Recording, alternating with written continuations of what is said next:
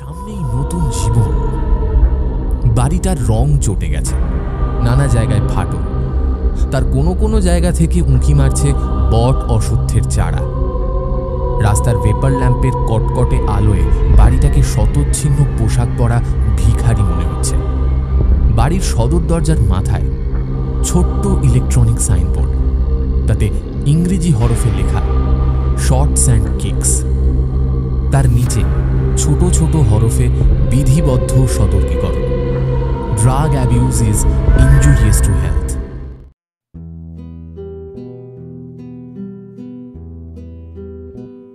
আমাদের চ্যানেলের সমস্ত গল্প শুনতে এক্ষুনি সাবস্ক্রাইব করুন আমাদের ইউটিউব চ্যানেলে। বেল আইকনে ক্লিক করতে ভুলবেন না সমস্ত গল্পের আপডেট এবং নোটিফিকেশনস সবার আগে পাওয়ার জন্য। নমস্কার, আমরা ফ্রিকি ফ্রাইডে স্টোরিজ আরও একটি নতুন গল্পে আপনাদের সবাইকে স্বাগত। আজকের গল্পটা আপনাদের সাথে সাথে আমাদের কাছেও খুব স্পেশাল। গল্পের নাম, লেখকের নাম দেখে আশা করি কারণটা বুঝেই গেছে।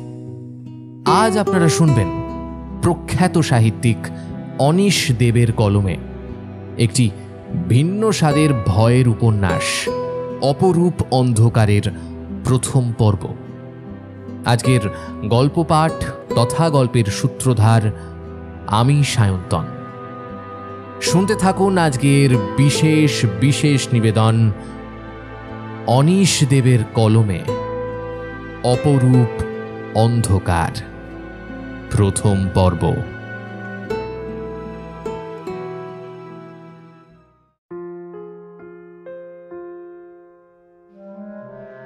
বিশ্বনাথকে গোপন খবরটা দিয়েছিলেন ওরই বন্ধু সন্দীপন। তবে সেটা মোটেই সহজে দেননি।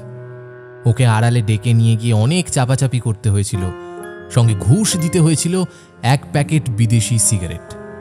তারপর একটু একটু করে ব্যাপারটা ফাঁস করেছিলেন সন্দীপন। ফাঁস করেছিলেন আরও একটা কারণে।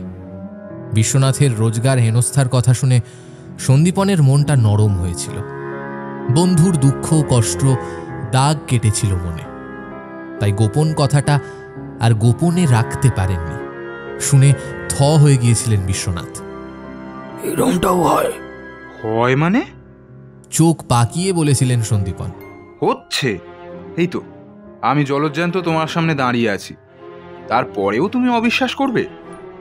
না, শেষ পর্যন্ত অবিশ্বাস করতে পারেনি বিশ্বনাথ। কিন্তু অভিনব ধাক্কাটা সামলাতে সময় লেগেছিল। আর সেই বেসামাল অবস্থাতেই একটা গোপন ইচ্ছে মনের জানলা দিয়ে উঁকি ঝুঁকি দিতে শুরু করেছিল। সন্দীপনকে আর কিছু বলেননি বিশ্বনাথ, শুধু একটা ঝিম ধরা ভাব নিয়ে বাড়ি ফিরে এসেছিলেন। সেদিন রাতে ছেলের বউ পারমিতা যখন ওর খাবারের থালা রেখে দিয়ে চলে গেল, তখন বিশ্বনাথ বিরক্ত হতেও ভুলে গেলেন। সন্দীপনের কথাগুলো ওকে এমনই মশগুল করে রেখেছিল। খানিকক্ষণ পর খেয়াল হতেই থালায় সাজানো পদগুলো দেখতে পেলেন। 3টে রুটি, বেগুন পোড়া, একটা সবজি আর একটা ছোট্ট বাটিতে দই। ওর মতো 60 পেরোনো বৃদ্ধের স্বাস্থ্য রক্ষা করতে এই ধরনের মেনুই নাকি ডাক্তারের পরামর্শ। বিশ্বনাথের মনে হলো পাশেই ডাইনিং স্পেসে গিয়ে পারমিতা আর আলোকের পাতটা দেখে আসেন। ডাক্তাররা কোন ধরনের মেনু সাজেস্ট করছেন 32 আর 27 স্বামী স্ত্রীর জন্য। আর ডাইনিং স্পেসের বারান্দায় গিয়ে দেখে আসেন অলোকের পোষা অ্যালসিসিয়ান ভিক্টরের জন্য কোন মেনু বরাদ্দ হয়েছে। স্ত্রী রেণুকণা বেঁচে থাকলে বলতেন, ছেড়ে দাও বুঝলে, এসব ছোটখাটো ব্যাপার নিয়ে কিছু বলো না, সবাই তোমাকে ছোট ভাববে। তার চেয়ে বরং একটু না হয় স্যাক্রিফাইসই করলে। স্যাক্রিফাইস? আলোক আর পারমিতা জানে এই শব্দটার মানে। রেণুকণার কথা মনে পড়তেই একটা দীর্ঘশ্বাস বুকের জমাট বাঁধা অন্ধকার ঠেলে বেরিয়ে এলো বাইরে। দীর্ঘশ্বাসের আর দোষ কি? রেণুকণা চলে যাওয়ার পর গত 5 বছর ধরে এটা বিশ্বনাথের গা সওয়া হয়ে গেছে। বেশ মনে পড়ে আলোকের সঙ্গে দূরত্ব তৈরি হওয়া। ব্যাপারটা শুরু হয়েছিল অনেক আগে থেকেই। ও কলেজ থেকে বিএসসি পাশ করে বেরোনোর পর। এমনিতে ছোটবেলা থেকেই ও বেশ আদরে আদরে মানুষ হয়েছে। একমাত্র সন্তান হলে সাধারণত যেমনটা হয়। তবে ও যতই বড় হয়েছে ওর মধ্যে জেদ আর স্বার্থপর ভাব ততই মাথা চাড়া দিয়েছে। বিশ্বনাথ ব্যাপারটা ভীষণ অপছন্দ করতে শুরু করেছিলেন। রেণুকণা আলোককে যেমন স্নেহ করতেন তেমন শাসনও করতেন, তবে দুটোর মাত্রা বোধহয় সঠিক অনুপাতে ছিল না। অথবা বোধহয় ভাবতেন সময়ের সঙ্গে সঙ্গে সব ঠিক হয়ে যাবে, কিন্তু হয়নি। আলোকের সঙ্গে যেদিন বিশ্বনাথের প্রথম সরাসরি সংঘর্ষ বাঁধে সেদিনটা বিশ্বনাথ ভোলেননি, কারণ সেই দিনটা ছিল আলোকের জন্মদিন। তখনও 3rd ইয়ারে পড়ে, বাড়িতে বন্ধু বান্ধবদের নিমন্ত্রণ করেছিল, আর ভ্যাবসা গরমের মধ্যে সারাটা দিন ধরে ঠায় দাঁড়িয়ে দাঁড়িয়ে হাত পুড়িয়ে 6-7 পদ রান্না করেছিল রেণুকণা। ফ্রাইড রাইস, চাইনিজ, আলুর দম, চিলি চিকেন, আরো কত কি। জন্মদিন আসার দিন 7 আগে থেকেই মায়ের কাছে বায়না করেছিল আলোক। বলেছিল, মা, কলেজে এবারই আমাদের লাস্ট ইয়ার, এরপর বন্ধুরা কে কোথায় ছিটকে যাবে, এবারে বার্থডেটা একটু জোরদার করতে হবে। আমার খুব ক্লোজ 5-6 জন বন্ধুকে সেদিন নেমন্তন্ন করব, রাতে এখানে খেতে বলবো, প্লিজ মা, প্লিজ। রেণুকণা হেসে রাজি হয়েছিলেন, কারণ আলোকের সেই কোন 7 বছর বয়সে বেশ ঘটা করে ওর জন্মদিন উদযাপন করা হয়েছিল। তারপর থেকে প্রায় সব বছরেই শুধু ওরা 3 জন। আর রেণুকণার হাতে তৈরি পায়েস, সঙ্গে মাংস কিংবা চিংড়ি মাছের মালাইকারি, তাই সেবারে খাওয়া দাওয়ার আয়োজনটা ভালোই হয়েছিল। বিশ্বনাথ নিজের হাতে চুটিয়ে বাজার করেছিলেন। সন্ধেবেলা আলোকের 5 জন বন্ধু এসে হাজির হলো। 3 জন ছেলে, 2 জন মেয়ে। ওদের পোশাক বেশ আধুনিক, ফিটফাট, চেহারাও টকবগে, তরতাজা, মুখে হাসি লেগেই আছে, আর হাতে গিফটের প্যাকেট। বিশ্বনাথ আর রেণুকণার সঙ্গে বন্ধুদের আলাপ করিয়ে দিল আলোক। ওরা সবাই পায়ে হাত দিয়ে প্রণামও করল। বিশ্বনাথের ব্যাপারটা ভালো লেগেছিল। যদিও যুগ এখন অনেক এগিয়ে গেছে, চারপাশটা অনেক আধুনিক, তা সত্ত্বেও এই সেকেলে অভ্যেসটা বিশ্বনাথকে তৃপ্তি দিয়েছিল। সারা সন্ধে ধরে আলোকের ঘরে ওরা হই হুল্লোড় করল। সাউন্ড সিস্টেমে চড়া আওয়াজে গান বাজিয়ে নাচল। গোটা ফ্ল্যাটে আনন্দ আর খুশির পাগলা হাওয়া উদ্দামভাবে ছুটে বেড়াতে লাগলো। পাশের ঘরে বিশ্বনাথ আর রেণুকণা বসে উৎসবের এই মেজাজটা বেশ ভালোই উপভোগ করছিলেন। কয়েকটা গানের সঙ্গে রেণুকণা গুনগুন করে গলাও মেলাচ্ছিলেন। বিশ্বনাথের বয়সটাও পিছিয়ে যাচ্ছিল দ্রুত বেগে। তিনি রেণুর হাত চেপে ধরে একটা গোপন ইশারা করলেন, তারপর হো হো করে হাসিতে ফেটে পড়লেন।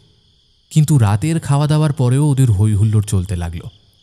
বিশ্বনাথের ভুরু কুঁচকে গেলেও ব্যাপারটা অতটা গায়ে মাখেননি। শুধু ঘড়ির কাঁটা 10টা পার হতেই রেণুকণাকে বললেন, 10টা বেজে গেছে, এখনো এরকম শোরগোল হচ্ছে, আশেপাশের ফ্ল্যাটের লোকজন মাইন্ড করতে পারে। রেণু বলল, তুমি গিয়ে একবার আলোকে বলো না। বিশ্বনাথ বেঁকে বসলেন। রেণুকণাকেই বললেন দায়িত্বটা নিতে, কিন্তু রেণুও গাঁইগুঁই করে বিশ্বনাথের কোর্টে বল পাঠাতে চাইলেন। এইভাবে বেশ কয়েকবার বল চালাচালির পর বিশ্বনাথ হেরে গেলেন। বেজার মুখে উঠে দাঁড়ালেন, রওনা হলেন আলোকের ঘরের দিকে। ওর ঘরে যেতে যেতে মনে মনে রিহার্সাল দিচ্ছিলেন বিশ্বনাথ, ঠিক কিভাবে কথাটা বলবেন আলোকে। ঘরের বাইরে ইশারায় ডেকে নেবেন, তারপর চাপা গলায় বলবেন, হ্যালো, রাত হয়েছে, বন্ধুদের এবার বাড়ি যেতে বলো। না, একটু শাসনের মতো শোনাচ্ছে। ছেলে বড় হয়েছে, ওর ইগো এতে হার্ট হতে পারে, তার চেয়ে এরকম করে বললে হয়। হ্যালো, সাউন্ড সিস্টেমের আওয়াজটা একটু আস্তে করো, অন্য ফ্ল্যাটের লোকজন হয়তো ডিস্টার্বড হচ্ছে। হ্যাঁ, এটা অনেক বেটার। এইভাবে কথা বললে আলোক মোটেই বিশ্বনাথের উপর রাগ করবে না। সুতরাং রিহার্সাল দেওয়া সংলাপটা একরকম মুখস্থ করে বিশ্বনাথ আলোকের ঘরের দরজায় গিয়ে দাঁড়ালেন। ঘরের বাইরের বারান্দায় আলোটা নেভানো ছিল। খোলা দরজা দিয়ে ঘরের আলো আর শব্দ ছলকে পড়ছে বাইরে। অন্ধকারে দাঁড়িয়ে ছেলেকে ইশারা করে ডাকার জন্য আলোর এলাকায় মাথাটা বাড়িয়ে দিলেন বিশ্বনাথ। আর সঙ্গে সঙ্গে ওর ভেতরকার ছন্দ, তাল সব গড়মিল হয়ে গেল। কারণ যা দেখলেন তাতে স্তম্ভিত হওয়া ছাড়া আর কোনো উপায় ছিল না। মিউজিক সিস্টেমে ঝংকারের তালে তালে 6টা ছেলেমেয়ে উদ্দামভাবে নাচছে। মেঝেতে ওদের এলোমেলো পা ফেলার ধরন দেখেই বোঝা যাচ্ছে পায়ের সঙ্গে মাথার তেমন সুষম যোগাযোগ নেই। আলোককে দুপাশ থেকে ধরে রেখেছে একটা ছেলে আর একটা মেয়ে।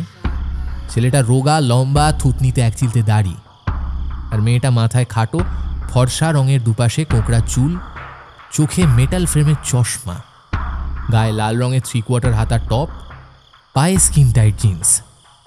আলোককে ওরা ধরে রেখেছে কারণ আলোক ঠিকঠাক অবস্থায় নেই। ও চোখ বুজে জিভটা লম্বা করে বাইরে বের করে রেখেছে, আর ওর জিভের সামনে লক লক করছে ছোট্ট একটা সবুজ সাপ।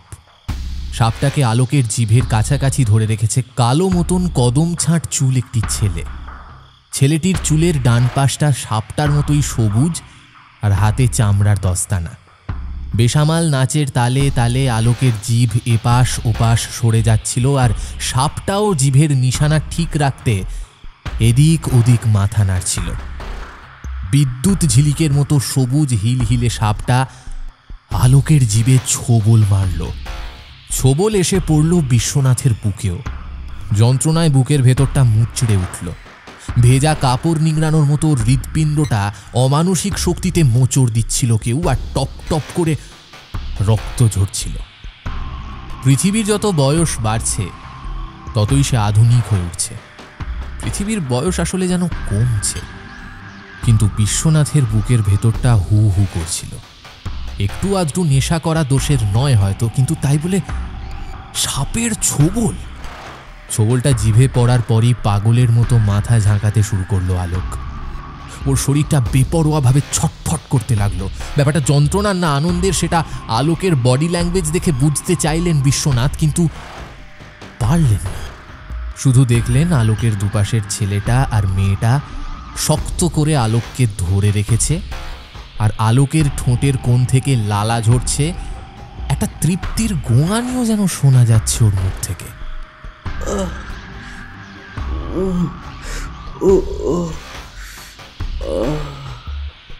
ভাঙা বুক নিয়ে সরে এসেছিলেন বিশ্বনাথ। অন্ধকার বারান্দায় শুরু হয়ে গিয়েছিল ওর নতুন রিহার্সাল। রেণুকণাকে গিয়ে এখন কি বলবেন? বলবেন সাপের ছোবলের কথা? রেণুকণার সমস্ত আনন্দ সুখ শেষ করে দেবেন এক ছোবলে? না না না, বিশ্বনাথ সেটা পারেননি। ফিরে এসে মিথ্যে কথা বলেছিলেন স্ত্রীকে। ভালো বললো, একটু পরেই ওরা চলে যাবে।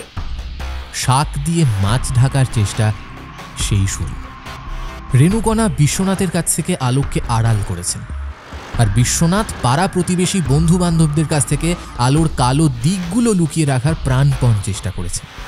এইভাবে দুজনে গোপনে সাপের ছোবল খেয়ে চলেছেন বরাবর। সময় বদলে যাচ্ছিল, আর তার সঙ্গে সঙ্গে আলোকও। কিন্তু বিশ্বনাথ আর রেণুকণা নিজেদের বদলে ফেলতে পারছিলেন না মোটেই। যখনই ওরা শক্ত হয়ে কোনো একটা রুক্ষ সিদ্ধান্তের কথা ভাবছিলেন, তখনই ম্যাজিকের মতো ছোট্টবেলার আলোক হাসি মুখে আধো আধো কথা নিয়ে ওদের সামনে এসে দাঁড়াচ্ছিল। আর সেই স্নেহের তাপে বরফের মতো কঠিন সিদ্ধান্ত গলে জল হয়ে যাচ্ছিল ধীরে ধীরে। শেষ পর্যন্ত ওরা আড়ালে শুধু চোখের জল ফেলেছেন। আলোক বড় হয়ে উঠছিল, আর চারপাশের উচ্ছৃঙ্খলতার সঙ্গে দিব্যি নিজেকে মানিয়ে নিচ্ছিল। ওকে ব্যবসা করার জন্য টাকা দিয়েছিলেন বিশ্বনাথ। সে টাকা নষ্ট হলেও কোনো প্রশ্ন করেননি ছেলেকে, কোনো জবাবদিহি চাননি। শুধু রেণুকণার কাছে আড়ালে আক্ষেপ করেছেন। আলোক ওর ইচ্ছে মতো বন্ধু বান্ধবদের সঙ্গে আউটিংয়ে গেছে, সারা রাত ধরে নাইট ক্লাবে গিয়ে হুল্লোড় করেছে, কিংবা বাড়িতে ইয়ার দোষদের ডেকে রঙ্গিলা পার্টির আয়োজন করেছে। একসঙ্গে আলোকের পোশাক আশাক, চুলের ছাঁট ইত্যাদি পাল্টে গিয়েছিল।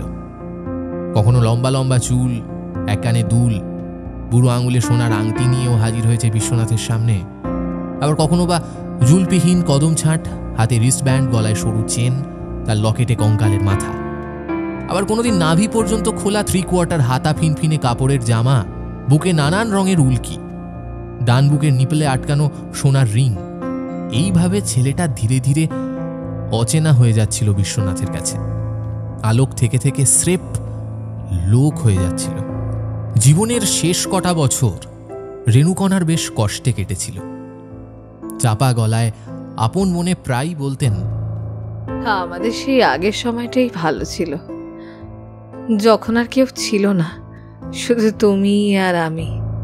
কথাটা বলতে গিয়ে রেণুকণার গলা ধরে যেত। তিনি সব সময় বিশ্বনাথকে যেমন ছেলের কাছ থেকে আড়াল করতেন, একই সঙ্গে নিজেও ছেলের জীবন থেকে সরে থাকতে চাইতেন। গ্যালারিতে বসে থাকা দর্শকের মতো ওরা আলোকের জীবনযাপন দূর থেকে দেখতেন। আলোক একটা ওষুধ কোম্পানিতে প্রথম চাকরি নিয়েছিল। তারপর অত্যন্ত কম সময় উঠে গেল উপর দিকে। হঠাৎ একদিন ও একটা এসি প্রিমিয়াম গাড়ি কিনে ফেলল। গাড়িটার রং তেল চকচকে কালো, 6টা দরজা, আর তার সপ্তাহ 2 পরেই একটি সুন্দরী মেয়েকে সঙ্গে করে নিয়ে এলো। রেণুকণাকে ডেকে বলল, মাম, এ হলো পারমিতা, আজ থেকে আমার সঙ্গে থাকবে।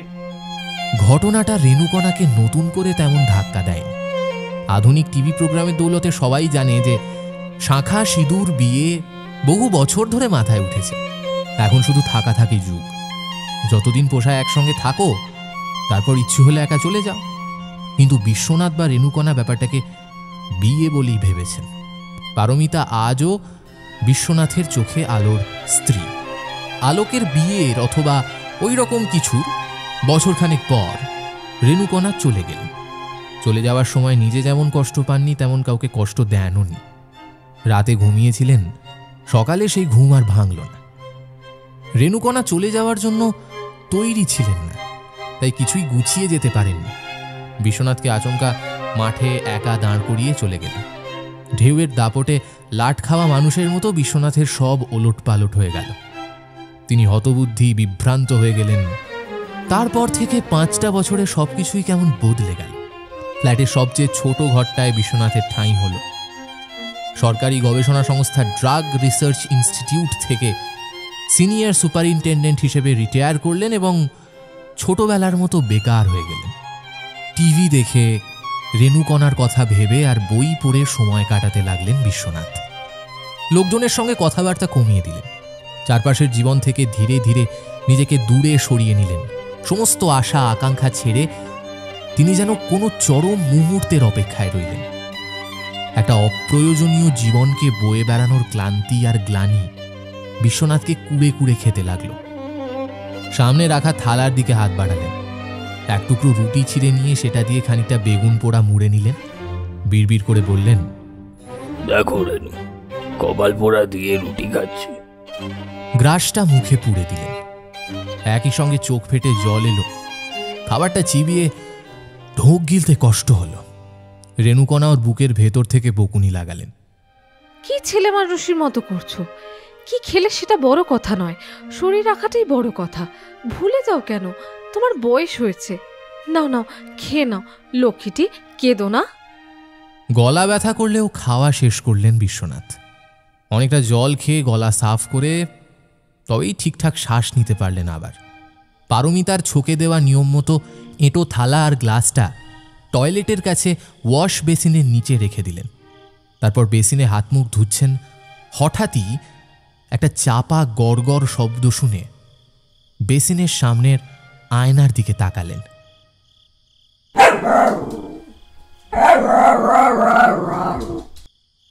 আলোকদের বেডরুমের দরজায় দাঁড়িয়ে ভিক্টর। লোমে ঢাকা ভারী শরীর। গলার কাছটায় লোমগুলো এত ঘন যে গলার বেল্টটা লোমে ডুবে গেছে। দুটো হলদে চোখ, কি তীব্র। কপাল থেকে ছাই রং নেমে এলেও পরে সেটা গাঢ় হয়ে ছুঁচলো মুখের কাছে কালো হয়ে গেছে। চোয়াল দুটো সামান্য ফাঁক হয়ে আছে। নাকের ডগাটা কুঁচকে ওপরের পাটির কয়েকটা দাঁত বের করে রেখেছে বলে হিংস্র আর ভয়ঙ্কর লাগছে। আর সঙ্গে ওই গড়গড় শব্দ।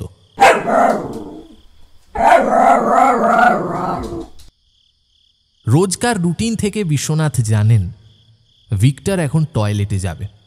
পারমিতা ট্রেনিং দিয়ে ওকে এটা অভ্যেস করিয়েছে। টয়লেট ব্যবহার করার সময় ভিক্টর একা থাকতে চায়, আশপাশে লোকজন সে চায় না। অর্থাৎ বিশ্বনাথকে এখন টয়লেটের কাছ থেকে সরে যেতে হবে। বিশ্বনাথ সরে এলেন। ভিক্টরের কাছাকাছি যেতে ভয় করে, কারণ মাস কয়েক আগে ভিক্টর ওর হাতে কামড়ে দিয়েছিল। আলোক আর পারমিতার কাছে সেই ঘটনা জানানোর পর ওদের যা প্রতিক্রিয়া হয়েছিল, আলোকের কথাগুলো মনে পড়তেই বিশ্বনাথের কান গরম হয়ে উঠল। অপমান আর ধিক্কারের জ্বালা নতুন করে ছুঁচ ফোটালো বুকে। ঘরে এসে আলো নিভিয়ে শুয়ে পড়লেন বিশ্বনাথ। আজ আর বই পড়তে কিংবা টিভি দেখতে ইচ্ছে করল না। বিছানায় চিত হয়ে শুয়ে একটা হাত মাথার উপরে রেখে অন্ধকার সিলিংয়ের দিকে তাকিয়ে রইলেন। আলোক আর পারমিতার কাছে বিশ্বনাথের পরিচয় প্রয়োজনহীন নিষ্কর্মা একজন বাড়তি মানুষ। বিশ্বনাথ থাকলেই বা কি, না থাকলেই বা কি। বিশ্বনাথ যে বেঁচে আছেন সেটা কেউ টের পায় না, আবার চলে গেলেও কেউ যে ওর অভাব টের পাবে তাও মনে হয় না। সব মিলিয়ে এক হতচ্ছাড়া জীবন।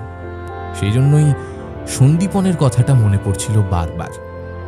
সত্যি তো, যে জীবনটা অবহেলা আর অপমানে একেবারে তলানিতে গিয়ে ঠেকেছে, সেটাকে একটু বদলে নিলে ক্ষতি কি? বিশ্বনাথের ইচ্ছে হলো এক মুহূর্তে সন্দীপনকে একটা ফোন করে, কিন্তু উপায় নেই।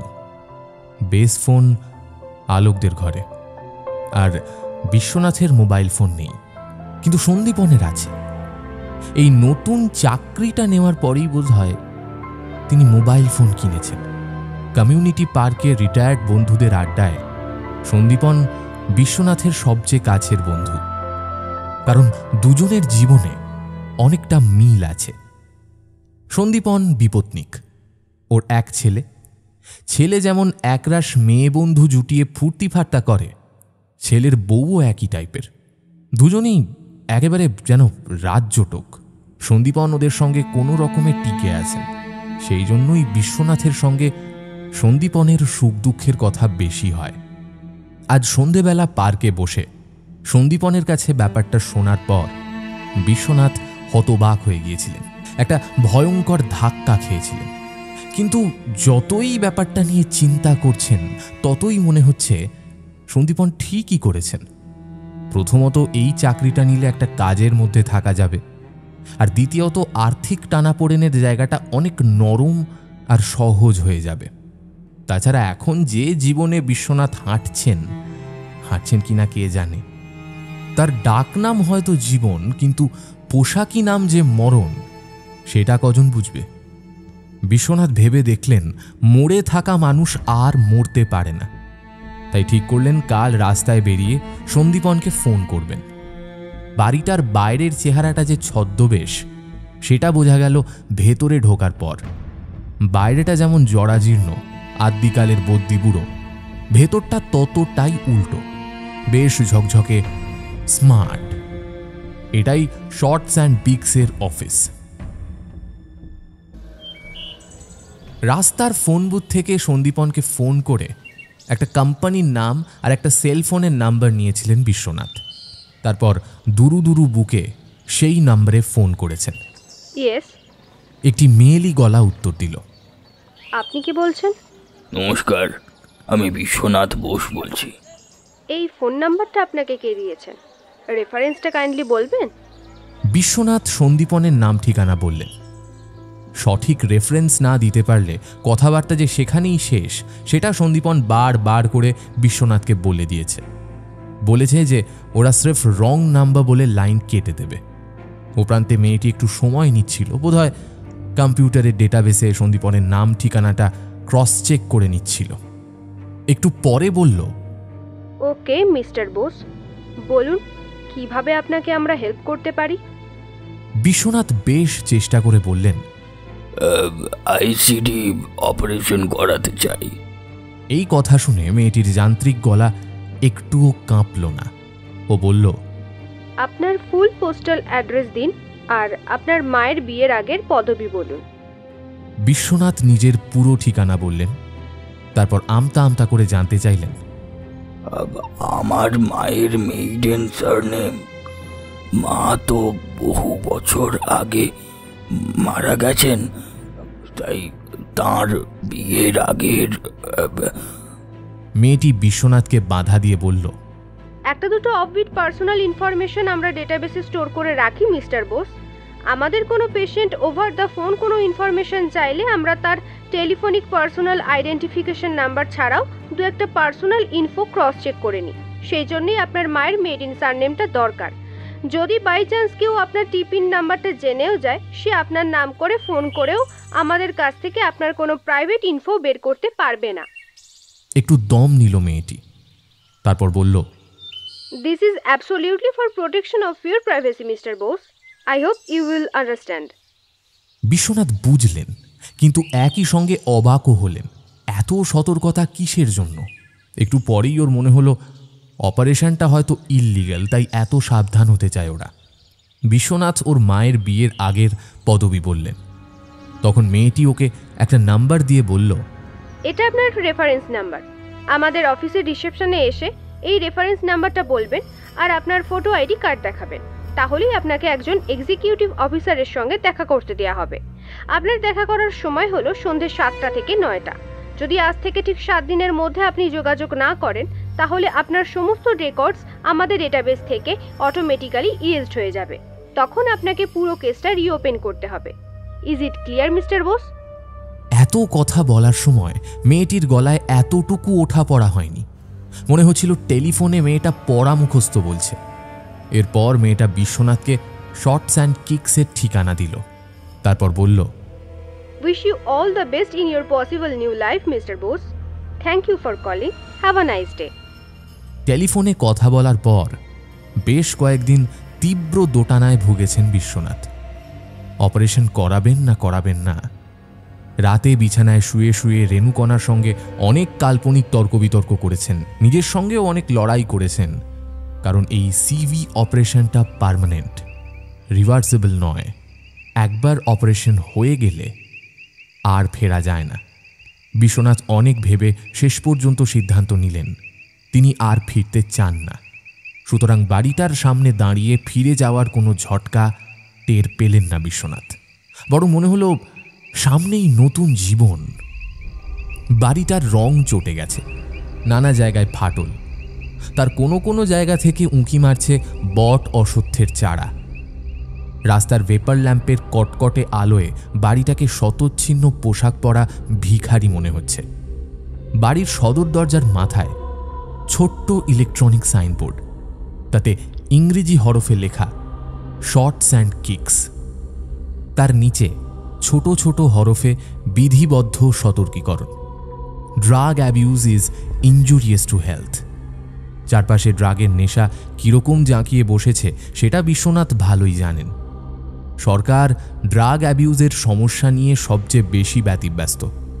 খবরের কাগজ কিংবা টিভি চ্যানেল খুললে ড্রাগের বিষয়ে খবর অন্তত 10% 14-15 বছর বয়স থেকেই ঝাঁকে ঝাঁকে ছেলেমেয়েরা ড্রাগের খপ্পরে পড়ছে। সেটা সামাল দিতে সরকার যে স্পেশাল নার্কোটিক্স ডিপার্টমেন্ট খুলেছে, তারা দিনরাত হিমশিম খাচ্ছে। সেই সঙ্গে নাজেহাল হচ্ছে পুলিশ। বিশেষজ্ঞরা বলছেন অর্থনীতির সমস্যা থেকেই এই সমস্যাটা মাথাচাড়া দিয়েছে। আর অর্থনীতির সমস্যার শিকড়ে রয়েছে তীব্র বেকারত্ব। না, এত সব জটিলতা বিশ্বনাথ বোঝেন না।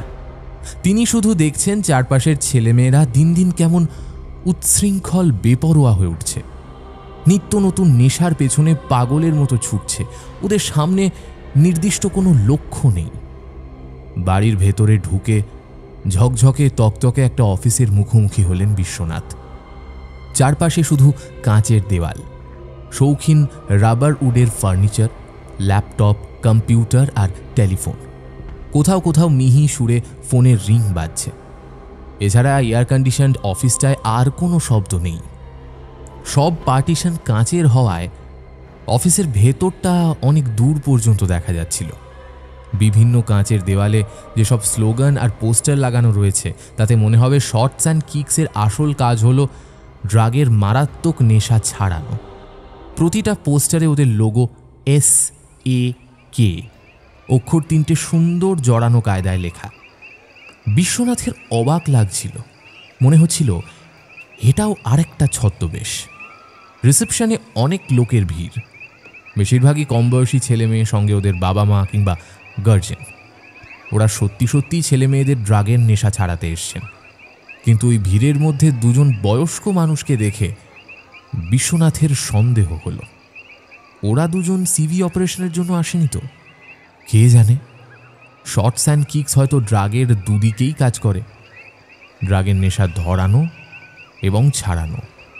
রিসেপশনিস্ট মেয়েটিকে ফুটফুটে দেখতে, ঠোঁটে টকটকে লাল লিপস্টিক, লম্বা লম্বা নখে একই রঙের নেলপালিশ, কানের লতিতে বিশাল মাপের দুটো রূপোলি রিং।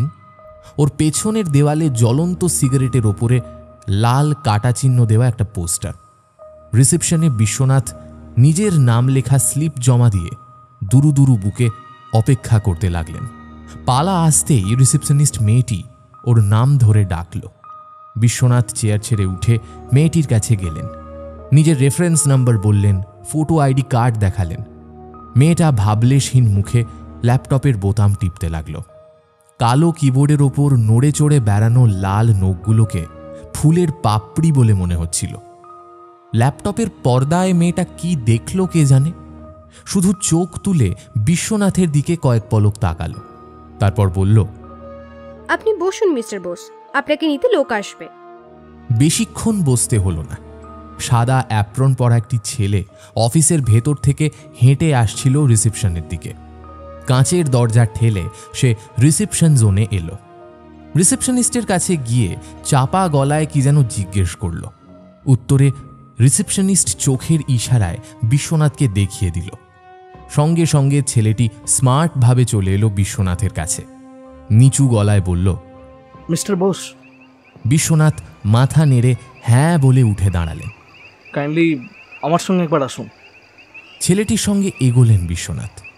ওকে খুঁটিয়ে দেখতে লাগলেন। চোখে আধুনিক পলিমার লেন্সের চশমা, ফর্সা, রোগা চেহারা, এতই রোগা যে চোয়াল এবং কণ্ঠা বিশ্রীভাবে নিজেদের জাহির করছে। তবে ছেলেটির মাথার চুল অস্বাভাবিক ফোলানো, ফাঁপানো। ওর রোগা চেহারার সঙ্গে যেটা ভীষণ বেমানান লাগছে। ওর পা ফেলার সঙ্গে সঙ্গে ঝাঁকড়া চুলগুলোও নড়ছে। ছেলেটার সঙ্গে অনেকগুলো কাঁচের দরজা পেরোলেন বিশ্বনাথ। তারপর একটা পর্দা ঘেরা কাঁচের ঘরের সামনে এসে দাঁড়ালেন। ছেলেটা বিশ্বনাথের দিকে তাকিয়ে সুন্দর করে হাসল। ভেতরে যান মিস্টার বোস, ডক্টর মালাকার আপনার জন্য ওয়েট করছেন। হাত বাড়িয়ে কাঁচের দরজা ঠেলে খুলল ছেলেটি। চোখের ইশারায় বিশ্বনাথকে ভেতরে যেতে ইশারা করল। বিশ্বনাথ যখন ওকে পাশ কাটিয়ে ভেতরে ঢুকছেন, তখন ছেলেটি চাপা গলায় বলল, all the best sir. Sir বলায় বিশ্বনাথ অবাক হয়ে ওর দিকে তাকালেন। ছেলেটি মুচকি হেসে চলে গেল। এতক্ষণ বিশ্বনাথের বুকের ভেতর হাতুড়ি পিটছিল। যদিও জেদটা মনের ভেতরে ভালো মতোই জাঁকিয়ে বসেছিল, ছেলেটির বলা স্যার শব্দটা বিশ্বনাথকে যেন নতুন এক ভরসা দিল, নতুন এক মর্যাদাও যেন অনুভব করলেন। ভাবার সময় আর বেশি ছিল না। শক্ত পায়ে ঘরে ঢুকে পড়লেন বিশ্বনাথ। সঙ্গে সঙ্গে ডক্টর মালাকার ওকে খুব চেনা আত্মীয়ের মতো অভ্যর্থনা জানালেন। আরে আসুন আসুন বিশ্বনাথ বাবু। একগাল হেসে দুহাত বাড়িয়ে বিশ্বনাথের হাত চেপে ধরলেন মালাকার। বলুন কেমন আছেন, সব কুশল মঙ্গল তো? বসুন বসুন। বিশ্বনাথ একটু অপ্রস্তুত হয়ে কাট কাট হাসলেন। নিচু গলায় বললেন, হ্যাঁ ভালো আছি। ডক্টর মালাকার কি অন্য কোনো সূত্রে চেনেন ওকে? এমনভাবে ভদ্রলোক কথা বলছেন যেন কতদিনের চেনা। বসুন বসুন। একটা শৌখিন রিভলভিং চেয়ারের দিকে ইশারা করলেন ডক্টর মালাকার। তারপর একই ঢঙে উচ্চারণ করলেন, তো আপনি ভ্যাম্পার হতে চান তাই তো? মানে সিভি অপারেশন করতে চান, মানে যেটাকে আমরা কনভার্টেড ভ্যাম্পার বলি। বিশ্বনাথ চেয়ারে বসলেন বটে, কিন্তু ওর গলাটা শুকিয়ে কাঠ হয়ে গেল। মালাকার তার চেয়ারে বসে হাসি হাসি মুখে বিশ্বনাথের দিকে তাকিয়ে রইলেন। বোধহয় উত্তরের অপেক্ষা করছিলেন। আশ্চর্য, কি সহজে কথাগুলো বললেন মালাকার, যেন ব্যাপারটা রোজগার দাড়ি কামানোর মতো মামুলি। ঠান্ডা ঘরের মধ্যেও ঘেমে গেলেন বিশ্বনাথ। অবাক চোখে মালাকার এবং তার অফিসটাকে দেখতে লাগলেন, যেন পুরোটাই অন্য কোনো গ্রহের ব্যাপার। ডক্টর মালাকার বেশ মোটাসোটা, কোমরের বেল্টের ওপর থেকে মাঝারি মাপের ভুঁড়ি উপচে পড়ছে। মাথায় মসৃণ টাক, শুধু কানের ওপরটায় কয়েক খাবলা কাঁচা পাকা চুল, আর কানের পাশ দিয়ে অনেকটা গালপাট্টার মতন পাকা ঝুলপির জঙ্গল নেমে এসেছে। মালাকারের রং ফর্সা, তবে কিছুটা রোদে পোড়া। কপালে কয়েকটা ভাঁজ, ছোট মাপের ভুরু, তার নিচেই মেটাল ফ্রেমের বাইফোকাল চশমা। দুদিকে ফোলা গালের মাঝে নাকটা বক্সারদের মতো থ্যাবড়ানো, গোঁফ দাড়ি পরিষ্কার করে কামানো, থুতনির নিচে দুথাক চর্বি। সব মিলিয়ে মুখে একটা কমিক ভাব আছে। ফলে এই লোক যে সিভি অপারেশন করেন সেটা ভাবাটা বেশ কঠিন। মালাকারের চেম্বারটা মাপে বেশ বড়, দেখে ডক্টরস চেম্বার বলে মনে হয়। 2 দেওয়াল জুড়ে এল কাউন্টার, তাতে বেশ কয়েকটা মোটা মোটা বই আর কাগজপত্র রাখা। তার পাশেই একটা এলসিডি মনিটরওয়ালা কম্পিউটার, মনিটরের কার্সার দপদপ করছে। কাউন্টারের বাঁদিকে প্রচুর ডাক্তারি যন্ত্রপাতি। অপারেশনের জন্য সেগুলো ব্যবহার করা হয় কিনা বিশ্বনাথ ঠিক বুঝতে পারলেন না। তার ঠিক ওপরেই কাঁচের দেওয়ালে একটা ইলেকট্রনিক ক্যালেন্ডার, তাতে আজকের তারিখটাও লাল রঙে জ্বলছে। ডক্টর মালাকারের সামনে রবার উডের বড় সড়ো টেবিল, টেবিলের একপাশে ল্যাপটপ কম্পিউটার। হয়তো বিশ্বনাথ ঘরে ঢোকার আগে মালাকার এই কম্পিউটারই কাজ করছিলেন। কম্পিউটারের পাশে একটা বেঁটে খাটো প্লাস্টিকের স্ট্যান্ড, স্ট্যান্ডের 1 ইঞ্চি ওপরে একটা ডাম্বেল আকৃতির রোটার ঘুরছে, আর স্ট্যান্ডের একপাশে লেখা SAK। এছাড়া টেবিলে পড়ে আছে রঙিন কয়েকটা পেন, 2টো মোবাইল ফোন আর 4-5টা খবরের কাগজ আর ম্যাগাজিন। মালাকার আবার জিজ্ঞেস করলেন, বিশ্বনাথ বাবু, আপনি কি সত্যি সিভি অপারেশনটা করতে চান? হ্যাঁ। বিশ্বনাথ মাইক টেস্ট করার মতো গলা খাঁকারি দিয়ে গলা টেস্ট করলেন, তারপর বললেন, হ্যাঁ চাই, যত তাড়াতাড়ি সম্ভব। ওয়ান্ডারফুল। আপনার মতো কনফিডেন্ট পেশেন্ট আমরা খুব বেশি পাই না, বেশিরভাগটাই তো দোটানায় ভোগে। বিশ্বনাথ অপেক্ষা করতে লাগলেন। এরপর কি করতে হবে সেটা ডক্টর মালাকার তাড়াতাড়ি বলে ফেললেই ভালো। সিদ্ধান্ত যখন নেওয়া হয়েই গেছে তখন আর দেরি করে লাভ কি। সন্দীপন এখানকার কন্ট্যাক্ট নাম্বার বিশ্বনাথকে দিয়েছে, আর 2-4 লাইনে অপারেশনটার কথা বলেছে। এও বলেছেন, এই নাও ওদের কন্ট্যাক্ট নম্বর, আর বেশি জানতে চেও না। ওরা পুরো ব্যাপারটাই কনফিডেন্সিয়াল রাখতে বলেছেন। তুমি আগে ডিসাইড করো কি করবে, তারপর ওখানে গেলে ওরাই সব কিছু তোমাকে ডিটেলসে বলে দেবে। এখন সেই ডিটেলস শোনার পালা।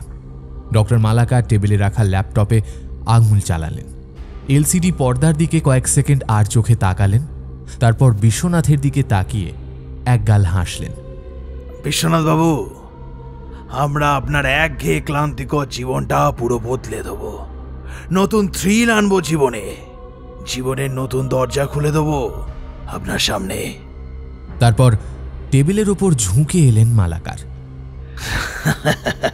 না না, এগুলো মোটেই সেল স্টক নয়, এগুলো হার্ড রিয়ালিটি। আর তাছাড়া অপারেশন করার জন্য তো আমরা পয়সা নেবই।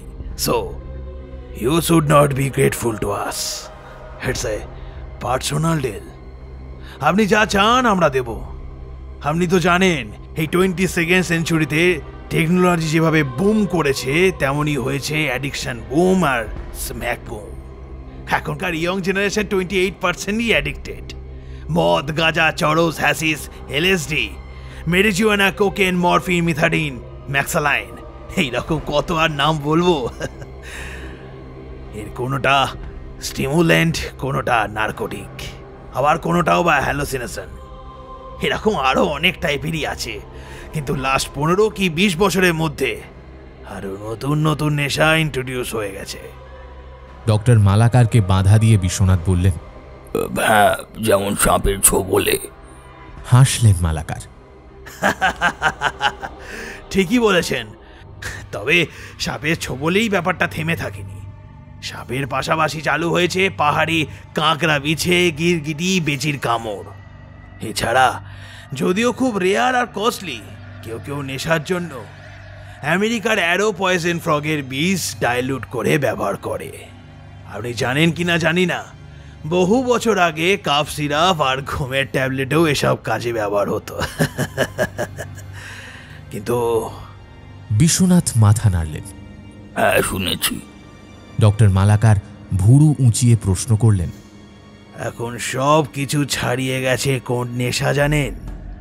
বিশ্বনাথ জানেন, সন্দীপনের কাছে শুনেছেন, কিন্তু তিনি চুপ করে রইলেন। ডক্টর মালাকারের কাছ থেকেই উত্তরটা শোনার জন্য অপেক্ষা করতে লাগলেন। ভ্যাম্পায়ারের ছোবল। হ্যাঁ, এখন এটাই ট্রেন্ডি। বড় লোকের নেশা করা ছেলেমেয়েরা এই ছোবলের জন্য পাগল। বুঝতেই পারছেন এই নেশাটা কস্টলি, তাই একটু অ্যাফ্লুয়েন্ট ফ্যামিলির ছেলেমেয়েরাই নতুন নেশায় হ্যাবিচুয়েট। চলতি কথা এটাকে আমরা বলি ভি sting. After CV operation sting provide করাটাই হবে আপনার প্রফেশন। তাতে খুব একটা খারাপ ইনকাম হবে না আপনার। তাছাড়া বোনাস হিসাবে কতগুলো বাড়তি সুবিধা পাবেন। থাক থাক, সেগুলো পরে জানবেন। একটা দীর্ঘশ্বাস ফেলে মুখে হাত বোলালেন মালাকার। মোট কথা আমি আপনাকে বলছি, after operation this new life is going to be very very interesting. Really really it is. কারণ এ পর্যন্ত আমরা কোনো কমপ্লেন পাইনি। টেবিলে রাখা মোবাইল ফোনটা বেজে উঠল। সেই সঙ্গে কেঁপে উঠে নড়তে লাগলো টেবিলের ওপর। ডক্টর মালাকার ফোনটা তুলে বললেন, হ্যালো। হ্যাঁ হ্যাঁ। কিছুক্ষণ কথা বলে শেষে বললেন, হ্যাঁ, পেশেন্টের সঙ্গে ফাইনাল কথা বলে অপারেশনের ডেট ফিক্স করে নিচ্ছি। ওকে ওকে ওকে ওকে। মোবাইল ফোনের বোতাম টিপে ওটা টেবিলে আবার রেখে দিলেন মালাকার। তারপর স্থির চোখে তাকালেন বিশ্বনাথের দিকে। কিছুক্ষণ চুপ থেকে বললেন, mister Bose, let us now calm down to business. Let me tell you the fact and figures about the CV operation. Doctor Malakar বলে গেলেন, বিশ্বনাথ শুনে গেলেন। অপারেশনটার জন্য লাগবে 2 ঘন্টার সময় আর 40,000 টাকা। তবে হিসেব করলে অপারেশনটা মোটেই কস্টলি নয়, কারণ অপারেশনের পরে আপনি যখন শর্টস অ্যান্ড কিসের মাধ্যমে নেশার ক্লায়েন্ট পাবেন, তখন ক্লায়েন্টের পিছু একটা রাতের জন্য আপনি পাবেন 1,000 টাকা। তার মধ্যে সার্ভিস ট্যাক্স হিসাবে শর্টস অ্যান্ড কিস কেটে নেবে 30%। সুতরাং অঙ্ক কষলে দেখা যাবে মাত্র 58 রাতের কাজ পেলেই আপনার অপারেশনের খরচ উঠে আসবে। তাছাড়া অপারেশনের পর আপনি কিছু নতুন নতুন ক্ষমতার মালিক হবেন, আর সেইগুলোই আপনার বোনাস। আমাদের এই অপারেশন বা রিলেটেড ম্যাটারগুলো কিন্তু অ্যাবসলিউটলি কনফিডেন্সিয়াল। আমাদের যে এগ্রিমেন্ট তৈরি হবে তার একটা মেজর কন্ডিশনই হচ্ছে সিক্রেসি। কারণ জেনে রাখুন, এই সিভি অপারেশনটা punishable under Indian penal code. যদি অপারেশনে পরে আমাদের সিক্রেট পুলিশ কিংবা সিকিউরিটি কন্ট্রোল ডিপার্টমেন্ট আপনার খোঁজ পায়, যদি জানতে পারে যে আপনি কনভার্টেড ভ্যাম্পায়ার, তাহলে সঙ্গে সঙ্গে আপনাকে অ্যারেস্ট করবে। দুটোই বলে রাখলাম। তাছাড়া ভ্যাম্পায়ারের ছোবল দিয়ে নেশা করা বা করানো দুটোই ইনলিগাল।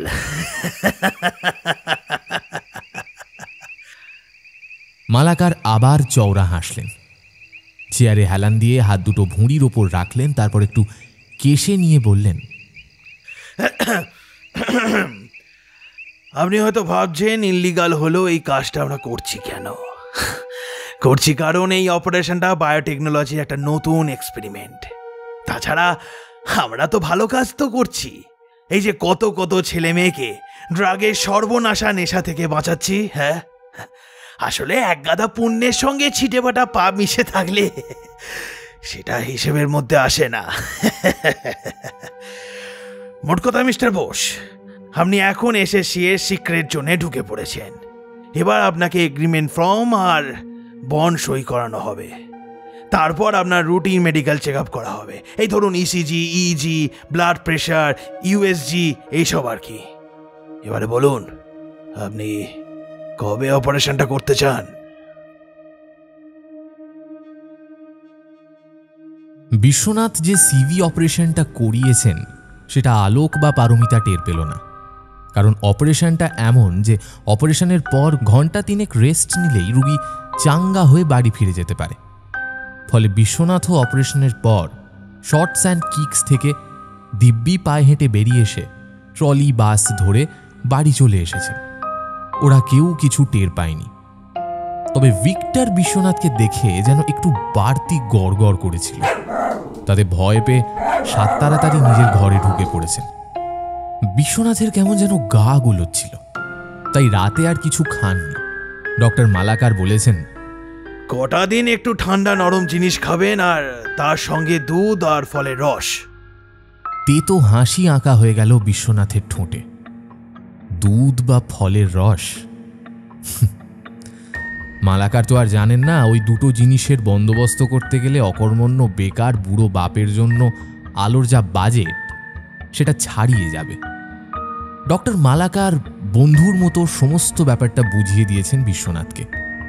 7 দিন বিশ্রাম, তারপর SAK-তে গিয়ে ডক্টর মালাকারের কাছে পোস্ট অপারেশনাল চেক আপ।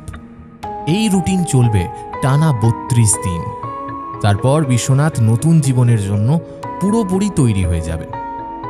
যেহেতু অপারেশনটা রিভার্সেবল নয়, সেহেতু মালাকার বারবার করে বলেছেন নতুন জীবন নিয়ে কখনো কোনো রকম আক্ষেপ না করতে। এও বলেছেন, আপনার যা বয়স তাতে দুঃখ বা আক্ষেপ হলেও খুব বেশি দিন সেটা আপনাকে নিয়ে বইতে হবে না। সব সময় অপটিমিস্টিক দৃষ্টিভঙ্গি নিয়ে চলবেন Biswanath babu. It will be good for your new life. Alok আর পারমিতার জীবন ওদের ছন্দে চলছিল, আর বিশ্বনাথ থেকেও না থাকার ঢঙে দিন কাটাতে লাগলেন। শুধু অপারেশনের উপসর্গগুলো ওকে কষ্ট করে সইতে হচ্ছিল। দাঁত আর মাড়িতে অসহ্য ব্যথা, কান ভোঁ ভোঁ করা, মাথা ঘোরা, গলা শুকিয়ে আসা।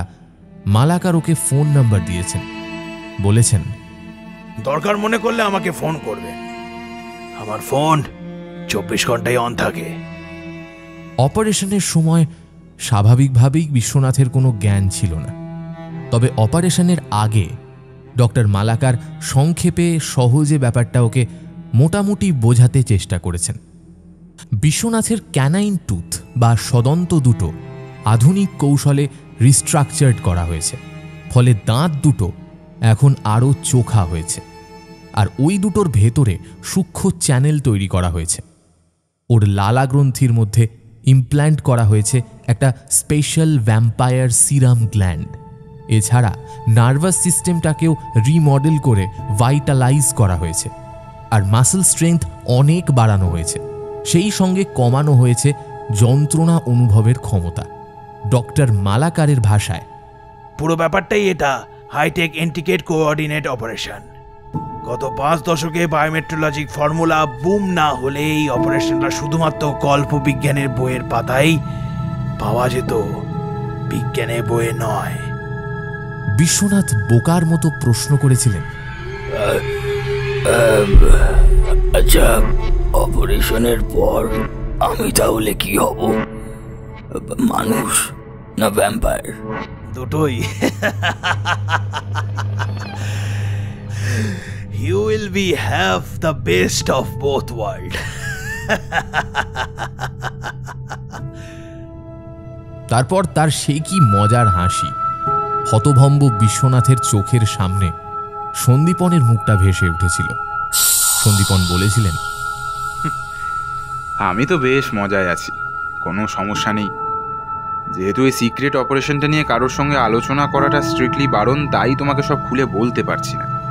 শুধু তোমার দুরবস্থা দেখে বন্ধু হিসেবে মনে কষ্ট পেয়েছি বলেই পথের নিশানাটুকু জানাচ্ছি তোমায়। অপারেশনের 7 দিন পর থেকেই বিশ্বনাথ পরিবর্তনগুলো টের পেতে লাগলেন। আগে অন্ধকারে সময় কাটাতে খুব একটা পছন্দ করতেন না, কারণ এক রাশ বিষণ্ণতা মনটাকে ঘিরে ফেলত। রেণুকণার সঙ্গে মনে মনে কথা বলা শুরু করে দিতেন। সেই কথার বেশিরভাগটাই ছিল আক্ষেপের। কিন্তু এখন ধীরে ধীরে সব কেমন পাল্টে যাচ্ছে। অন্ধকারের আকর্ষণ ক্রমশ টের পাচ্ছেন বিশ্বনাথ। সন্ধ্যের পর নিজেদের ফ্ল্যাট বাড়ির ছাদে উঠে সময় কাটাতে বেশ লাগে।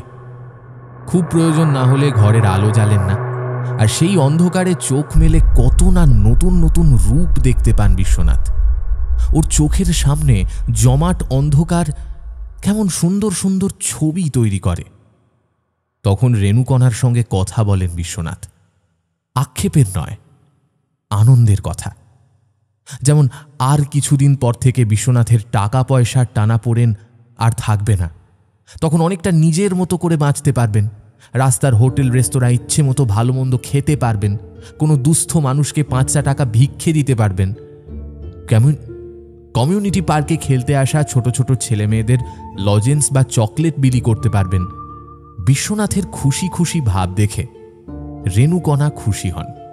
নিশ্চিন্ত হন। ঘ্রাণ শক্তিটাও কি খানিকটা বেড়ে গেছে বিশ্বনাথের? পারমিতার ঠিকে কাজের লোক যখন রান্নাঘরে রান্না করে, তখন ঘরে বসেও সেই রান্নার গন্ধ তিনি পান কেমন করে? ভিক্টরের গন্ধও মাঝে মাঝে নাকে আসে কেন? আগে তো এমন আসতো না। নতুন এই ক্ষমতাগুলোকে বিশ্বনাথ উপভোগ করছিলেন আর ৩২ দিন শেষ হওয়ার জন্য অপেক্ষা করছিলেন। ডক্টর মালাকারের রুটিন চেক আপ চলছিল। প্রতিটি চেক আপের পর তিনি দিল খোলা ঢঙে হেসে বলেন, you are healing up excellently, I am really surprise. Doctor Malakar একদিন বললেন, আপনার হিলিং আপ প্রসেস শেষ হয়ে গেলে আমাকে মোবাইলে মাঝে মাঝে ফোন করবেন। আমি আপনাকে প্রথম ক্লায়েন্ট দেবো আর ওয়েস্টিং প্রসেসটাও ভালো করে বুঝিয়ে দেবো, ওকে? বিশ্বনাথ বাধ্য ছেলের মতো ঘাড় নেড়ে SAK থেকে বেরিয়ে এসেছেন। কিন্তু বিশ্বনাথের দাঁত নিয়ে কৌতূহল ছিল। রোজ সকালে ওয়াশ বেসিনের সামনে দাঁড়িয়ে দাঁত মাজার সময় সদন্ত দুটোকে পরখ করেন। দেখেন তার ওপরের মাড়ির অবস্থাটা। চোয়াল নাড়িয়ে দাঁতে দাঁতে আলতো করে ঠোকাঠুকি করেন। না, তেমন ব্যথা আর নেই। শুধু এতেই থামেননি বিশ্বনাথ। লুকিয়ে লুকিয়ে কামড় দিয়েছেন বিছানার তোষকে। সেটা যে শুধু দাঁতের জোর পরীক্ষা করার জন্য তা নয়, দাঁত কেমন যেন সুরসুর করছিল কামড় দেওয়ার জন্য, কুকুর ছানাদের যেমন করে। অস্বীকার করে লাভ নেই, তোষকে কামড় দিয়ে একটু যেন তৃপ্তিও পেয়েছেন। যদিও জিভে তোষকের স্বাদটা মোটেও ভালো ঠেকেনি। সেরে ওঠার বেশ কিছুদিন পর প্রথম ক্লায়েন্টের ডাক পেলেন বিশ্বনাথ। ডক্টর মালাকার বিশ্বনাথকে যোগাযোগ করিয়ে দিলেন SAK-এর স্পেশাল সেলে। ওরাই ক্লায়েন্টদের ফাইল মেনটেন করে। স্পেশাল সেলের কাছ থেকে খোঁজখবর নিয়ে ক্লায়েন্টের ঠিকানায় পৌঁছে গেলেন। শশীভূষণ দে স্ট্রিটের একটা অন্ধকার বাঁকে দাঁড়িয়ে একটা পুরনো 3তলা বাড়ি। বাড়ির একতলায় একটা মলিন মিষ্টির দোকান। তার রংচটা সাইনবোর্ডে কি লেখা আছে একমাত্র ভগবানই জানেন। দোকানের ময়লা শোকেসের বেশিরভাগটাই খালি। যে কটা মিষ্টি চোখে পড়ছে সেগুলো মনে হয় বেশ পুরনো। দোকানের দেওয়ালে ঝুলকালির ছোপ। একটা নাদুস নুদুস লোক খালি গায়ে শোকেসের পেছনে বসে আছে। এই মিষ্টির দোকানটাই বিশ্বনাথের ল্যান্ডমার্ক। এই দোকানেই ক্লায়েন্ট ব্রতিন সরকারের খোঁজ করতে হবে। খোঁজ করলেন বিশ্বনাথ। তারপর দোকানের পাশের ছোট্ট একটা দরজা দিয়ে বাড়িটার ভেতর ঢুকে পড়লেন। সিঁড়িতে ওঠার আগে বাঁ দিকে একটা তালিমারা কাঠের দরজা, তাতে নতুন রং করা হয়েছে। দরজার পাল্লায় এক চিলতে কম্পিউটার প্রিন্ট আউট আঠা দিয়ে সাঁটা, তাতে ব্রতিন সরকার নামটা ছাপা রয়েছে। দরজায় টোকা মারলেন বিশ্বনাথ। একই সঙ্গে স্পেশাল সেলের নির্দেশ মনে পড়ল। স্টিংয়ের কাজটা সারতে 2.5 মিনিট মতন লাগে। কোনো অবস্থাতেই কিন্তু ক্লায়েন্টের সঙ্গে 5 মিনিটের বেশি কাটাবেন না। মনে রাখবেন যে সার্ভিসটা আমরা ক্লায়েন্টদের প্রোভাইড করছি সেটা অ্যাবসলিউটলি ইললিগাল। সিক্রেট পুলিশ কিংবা সিকিউরিটি কন্ট্রোল ডিপার্টমেন্টের হাত থেকে আপনাকে বাঁচতে হবে। আপনি যে কাজে যাচ্ছেন সেটা একটা কাজ, এখানে পার্সোনাল রিলেশনের কোনো জায়গা নেই। দরজা খুলে গেল। দরজায় দাঁড়িয়ে 25-26-এর ছিপছিপে একটা ফর্সা যুবক।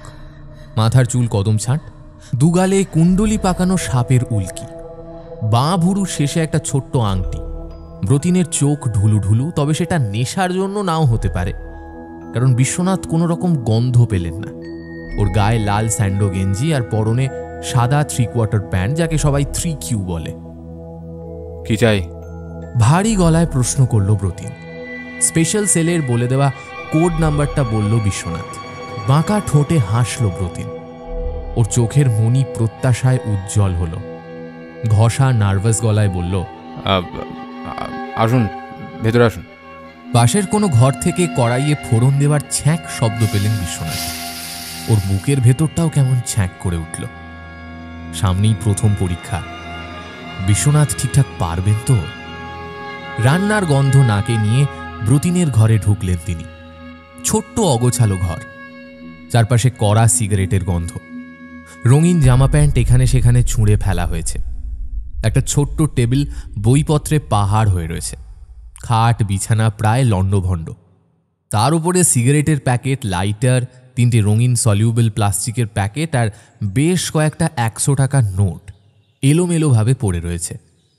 একদিকের দেওয়ালে দড়িতে একরাশ জামা কাপড় ঝুলছে, তার পাশেই মাঝারি মাপের একটা শৌখিন আয়না। ব্রতিন ঘরের মাঝখানে বোকার মতো দাঁড়িয়েছিল। বোধহয় ওরও এটা প্রথমবার।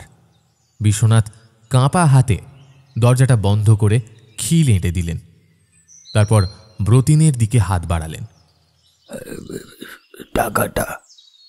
বাইটের ফিটা আগে চেয়ে নেওয়াটা নিয়মের মধ্যে পড়ে।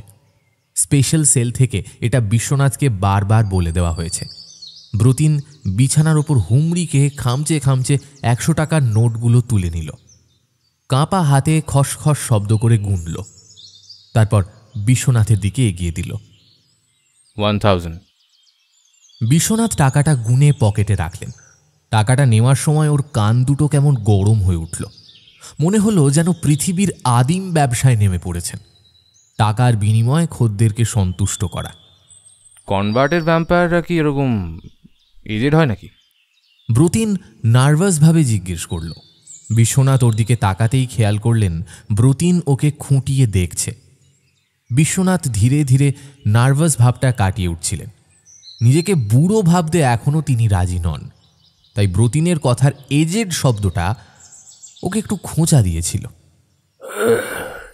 তা আপনি কি 25-26-এর টকবগে ইয়াং লেডিকে আশা করেছিলেন নাকি? ব্রতিন এই পাল্টা প্রশ্নে মোটেই আহত হলো না, বরং সরলভাবে বলল, না, আমি তো ঠিক জানি না, মানে আগে কখনো বাইট নিইনি, তাই আপনি কিছু মাইন্ড করবেন না প্লিজ। ছেলেটার কথায় বিশ্বনাথের কেমন মায়া হলো। বুঝতে পারলেন এটাই ওর ভার্জিন বাইট। বিশ্বনাথের আরও কিছু বলতে ইচ্ছে করছিল, কিন্তু বললেন না। স্পেশাল সেলের নির্দেশ মনে পড়ল। শুনুন, ক্লায়েন্টদের সঙ্গে প্রফেশনাল প্রয়োজনের বাইরে আর একটিও কথা নয়। Don't waste a single moment. It is a important safety rule. Biswanath চোখ থেকে চশমাটা খুলে পকেটে ভরলেন। তারপর ব্রতিনের কাছে এগিয়ে গেলেন। টের পেলেন ঘামতে শুরু করেছেন, বুকের ভেতরে হাঁপড় চলছে। রেণুকণার কথা মনে পড়ল। এই রকমই হাঁপড় চলেছিল ওকে প্রথম জড়িয়ে ধরে চুমু খাওয়ার সময়। ব্রতিন ঠিক বুঝতে পারছিল না চুপচাপ দাঁড়িয়ে থাকা ছাড়া আর কি ওর করার আছে। ওর চোখের নজরে কেমন যেন একটা হতবুদ্ধি ভাব ছায়া ফেলছে। একজন কিশোরীর মতো অস্বস্তি নিয়ে ও বাইটের জন্য অপেক্ষা করছিল। ব্রতিন মাথাটা ডান দিকে সামান্য হেলিয়ে দিল। বিশ্বনাথ ওর কণ্ঠার হাড় দেখতে পেলেন। বাঁ কানের লতির ইঞ্চি তিনেক নিচে ফর্সা কোমল জায়গাটায় মনোযোগ দিয়ে তাকালেন। এই রকম জায়গায় ঠোঁট রেখে রেণুকণাকে আদর করেছেন অসংখ্যবার। কখনো কখনো মৃদু দংশনও করেছেন। আজ রেণুকণার বদলে একজন পুরুষ, আর দংশনও বিষাক্ত। আর দেরি করলেন না বিশ্বনাথ। ব্রতিনের দু কাঁধে ভর রেখে মুখ নিচু করলেন, ঠোঁট ছোঁয়ালেন ঘাড় আর কাঁধের জোরের কাছটায়। তারপর ঠোঁট ফাঁক করে সদন্ত উঁচিয়ে ধরলেন। ঠিক তখনই আয়নাটার দিকে কেন তাকিয়েছিলেন কে জানে, সেখানে দেখা গেল একজন সুঠাম প্রৌঢ়ের মুখ। হাঁ করার ফলে মুখের চারপাশে কয়েকটা ভাঁজ পড়েছে। গালে খোঁচা খোঁচা দাড়ি, বাঁগালে একটা ছোট্ট তিল। সবই ঠিক ছিল, শুধু একটা জায়গায় বিশ্বনাথ ধাক্কা খেলেন। আয়নার প্রৌঢ়ের চোখে তৃষ্ণা মেটানোর আকাঙ্ক্ষা ফুটে উঠেছে। বিশ্বনাথ আর ভাবতে চাইলেন না। ওর নাকে ব্রতিনের ঘামের গন্ধ আসছিল। সেই গন্ধটাই কোনো অজানা কৌশলে ফেরোমোনের কাজ করছিল যেন। বিশ্বনাথকে টানছিল। আর অপেক্ষা করতে পারলেন না, দাঁত বসিয়ে দিলেন। ছোট্ট করে একটা শব্দ করল ব্রতিন। যন্ত্রণা আর আমেজে ওর চোখ বন্ধ হয়ে গেল। ভালো করে কামড় দিলেন বিশ্বনাথ। বুঝতে পারলেন ভ্যাম্পায়ার সিরাম গ্ল্যান্ডে চাপ পড়ছে। একই সঙ্গে টের পেলেন কামড়টা তোষকের তুলনায় অনেক অনেক ভালো লাগছে। একটা উত্তেজনার ঢেউও যেন খেলা করছে বিশ্বনাথের শরীরে। ব্রতিনকে আরও জোরে আঁকড়ে ধরলেন। দুটো পুরুষ শরীর ক্রমে জট পাকিয়ে যেতে লাগলো। কেউ দেখলে ভাববে সমকামী টানে শঙ্খ লাগা দুটো মানুষ। আবার কামড় বসালেন বিশ্বনাথ। তারপর আবার। স্পেশাল সেলের এটাই নিয়ম, মোট 3 বার। বোধহয় নেশাটাকে সুনিশ্চিত করার জন্য। দ্বিতীয় কামড়ের পরেই রক্তের নোনা স্বাদ পেলেন। এই স্বাদটা যতটা জঘন্য লাগার ততটা লাগলো না, বরং ব্রতিনের ঘাড় থেকে মুখ তোলার পর দাঁতে এবং ঠোঁটে লেগে থাকা রক্তটা দিব্যি জিভ দিয়ে চেটেপুটে মুছে নিলেন। বিশ্বনাথের হাতের বাঁধনে ব্রতিন এলিয়ে পড়েছিল। বিশ্বনাথ অনায়াসে ওর শরীরটা তুলে নিয়ে বিছানায় ফেলে দিলেন। পকেট থেকে চশমাটা বের করে চোখে দিলেন। তারপর সঙ্গে তার নিয়ে আসা স্টিকিং প্লাস্টার এঁটে দিলেন ব্রতিনের ক্ষতচিহ্নের ওপর। শরীরটা একটু দুর্বল লাগছিল, মাথাটাও কেমন যেন ঝিমঝিম করছিল। এগুলো বাইটের আফটার এফেক্ট, স্পেশাল সেল তাই বলেছিল। নিজেকে সামলাতে 10 কি 15 সেকেন্ড সময় নিলেন। বিছানায় শিশুর মতো অসহায় ভঙ্গিতে শুয়ে থাকা ব্রতিনের দিকে একবার তাকালেন। ঘুমন্ত ছেলেটার মুখ দিয়ে একটা তৃপ্তির শব্দ বেরিয়ে আসছে। বিশ্বনাথ হঠাৎই অবাক হলেন। গায়ের শক্তি কি বেড়ে গেছে? নইলে ব্রতিনকে এত সহজে পাঁজাকোলা করে তুলে বিছানায় শুইয়ে দিলেন কিভাবে? ডক্টর মালাকার তো গায়ের জোর বেড়ে যাওয়া নিয়ে কোনো কথা বলেননি। তাহলে কি এটা হিসেবের বাইরে কোনো ঘটনা? সিভি অপারেশনের পর যে যে পরিবর্তনগুলো হওয়ার কথা তার বাইরেও কি কিছু কিছু হয়ে যায়? ব্যাপারটা কি চান্স ফ্যাক্টর না হিউম্যান ফ্যাক্টর? বিশ্বনাথ আর সময় নষ্ট করলেন না। চুপি সারে ব্রতিনের ঘর থেকে বেরিয়ে এলেন। দরজাটা আলতো করে টেনে ভেজিয়ে দিলেন। তারপর চলে এলেন রাস্তায়। ওর প্রথম বাইটের অ্যাডভেঞ্চার বেশ নিশ্চিন্তেই শেষ হলো বলা যায়। তাই বাড়ি ফেরার পথে বিশ্বনাথ হালকা মনে রেণুকণার সঙ্গে ঠাট্টা ইয়ার্কিতে মেতে উঠলেন। শুধু ওর মুখের ভেতরে একটা আষ্টে গন্ধ লেগেছিল। গন্ধটা বিশ্বনাথের খুব একটা খারাপ লাগছিল না। তিতলির সঙ্গে দেখা হয়ে যাওয়াটা বিশ্বনাথের জীবনে একটা অলৌকিক ঘটনা। আর দেখা হলো এক অদ্ভুত পরিস্থিতিতে। রাত তখন প্রায় 11টা। চৌরঙ্গি এলাকার বারগুলো তখন সবে সন্ধে শুরু করেছে। প্রতিটা বারের বাইরে লাল নীল সবুজ নিয়ন সাইন। তার পাশেই হলোগ্রাম ছবিতে প্রায় নগ্ন ক্যাবারে নাচের বিজ্ঞাপন। হলোগ্রাম নর্তকী সুরের ঝঙ্কারের সঙ্গে তাল মিলিয়ে শরীরের নানান প্রত্যঙ্গ নাচাচ্ছে। আলো আর সুরের মেলা জাঁকিয়ে বসেছে রাস্তাটায়। বিশ্বনাথ আপন মনে ঘুরে বেড়াচ্ছিলেন। চারপাশের প্রাপ্তবয়স্ক জগৎ দেখছিলেন। বারগুলোর বাইরে মানুষজনের জটলা। কেউ হাসি ঠাট্টায় মেতে আছে, কেউ বা চাপা গলায় বন্ধুর সঙ্গে কথা বলছে, কেউ বা সঙ্গিনীর কোমর ঝরিয়ে ধরে অসভ্যতায় মেতেছে। আনবনে হাঁটতে হাঁটতে ইন্ডিয়ান মিউজিয়ামটা সবে ছাড়িয়েছেন, হঠাৎই দেখলেন একটা গাড়ি ছুটে এসে একটা গাড়ির গায়ে রুক্ষভাবে ধাক্কা মারল।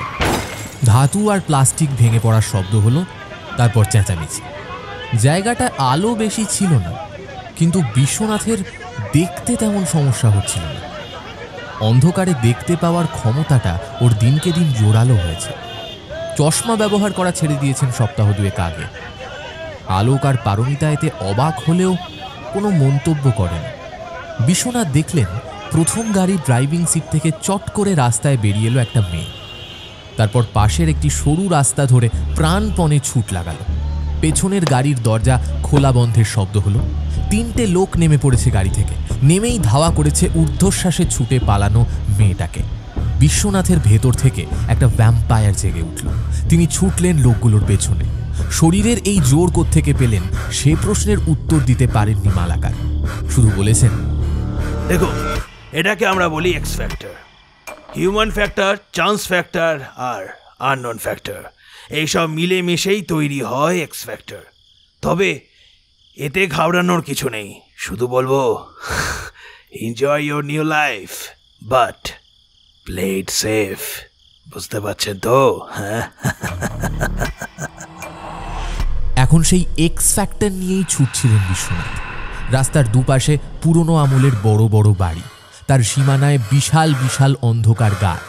গাছের অচেনা ফুলের গন্ধ বিশ্বনাথের নাকে আসছিল। রাস্তা নির্জন বলে ছুটন্ত পায়ের শব্দ দিব্যি শুনতে পাচ্ছিলেন। এছাড়া আরও কোনো শব্দ কানে আসছিল। কুকুরের ঘেউ ঘেউ, গাছের পাতার খসখস, রাত পোকার ডাক। অপারেশনের পর থেকে এরকম কত সূক্ষ্ম শব্দ শুনতে পান তিনি। সত্যি এই জীবনটা একদম নতুন, মানে নতুন ধরনের। গত 2 মাসে বেশ কয়েকজন ক্লায়েন্টকে সন্তুষ্ট করেছেন বিশ্বনাথ, তাই হাতে টাকাও এসেছে ভালোই। আর যতই টাকা এসেছে, বিশ্বনাথের স্বাধীন চেতা মন ততই মাথাচাড়া দিয়েছে। আলোক আর পারমিতার শাসন থেকে অল্প অল্প করে বেরিয়ে এসেছেন বাইরে। এখন খুশি মতন বাইরে বেরোন, পছন্দসই খাবার মাঝে মধ্যেই কিনে কিনে খান, হলে গিয়ে সিনেমা দেখেন। আলোক বা পারমিতার বেশিরভাগ অভিযোগেরই কোনো উত্তর দেন না। এক কান দিয়ে ঢোকান, অন্য কান দিয়ে বের করে দেন। আর ভিক্টরকে একটু সামলে চলেন। এখন ওকে দেখলে ভিক্টর কেমন যেন লোম টোম খাড়া করে চাপা গড়গড় শব্দ করতে থাকে। ঠোঁট পেছনে টেনে ধারালো দাঁতের পাটি হিংস্রভাবে মেলে ধরে। যত যাই হোক, নতুন জীবনটার মধ্যে যে একটা রোমাঞ্চ আছে সেটা বিশ্বনাথ স্বীকার করেন। এখন অন্ধকার রাস্তা ধরে ছুটে যেতে যেতে সেই রোমাঞ্চটাই টের পাচ্ছিলেন। একটু পরেই রাস্তাটা একটা গলির মুখে এসে পড়ল, আর তখনই লোক 3টে মেয়েটাকে ধরে ফেলল।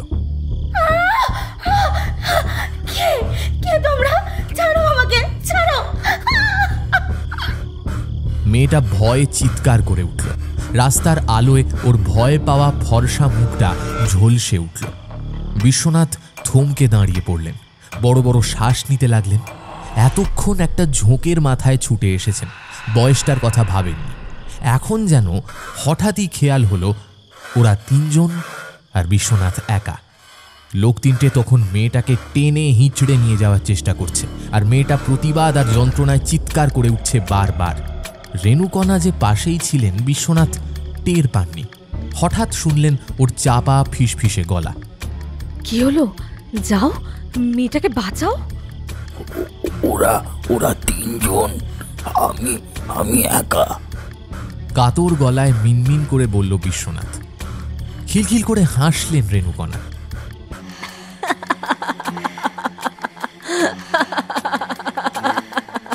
আরে পাগল, ওরা মানুষ আর তুমি ভ্যাম্পায়ার।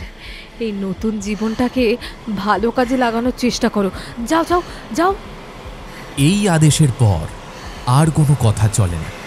বিশ্বনাথ চোখের পলকে ছুটে গেলেন জটলার কাছে। সামনে যে লোকটাকে পেলেন তার হাত ধরে এক টান মারলেন। লোকটা বিরক্ত হয়ে বিশ্বনাথের দিকে ঘুরে তাকালো এবং বিশ্বনাথের চেহারা দেখে ভ্যাবাচাকা খেয়ে গেল। কোন আক্কেল এই বুড়োটা এই সংঘর্ষে নাক গলাচ্ছে? বিশ্বনাথের বুকে সজোরে ধাক্কা দিল লোকটা। কাঁচা খিস্তি দিয়ে বলল, আবে ছুটা লালু, ফাট, সারা রাস্তা মাপ, নইলে দোকানে ঝাঁপ খুলে দেবো। কথা বলার সঙ্গে সঙ্গে প্রায় 8 ইঞ্চি লম্বা একটা ছুরি বের করে ফেলেছে লোকটা।